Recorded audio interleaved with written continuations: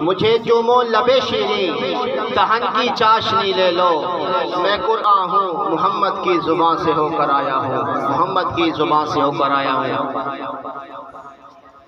شاعر لکھتا ہے کہ کتابوں میں جو افضل ہے، کتابوں میں جو افضل ہے اسے قرآن کہتے ہیں، کتابوں میں جو افضل ہے اسے قرآن کہتے ہیں، اسے جس نے اتارا ہے اسے رحمان کہتے ہیں، اسے جس نے اتارا ہے اسے رحمان کہتے ہیں، اور سجالے اپنے سینے میں، سجالے اپنے سینے میں جو اس کے 30 پاروں کو زمانہ بھر میں پھر اس کو حافظ قرآن کہتے ہیں، حافظ قرآن کہتے ہیں۔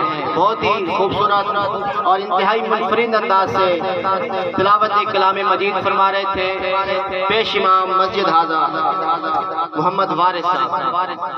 اب بلا تاخیر پروگرام کا سلسلہ آگے بڑھائیں گے۔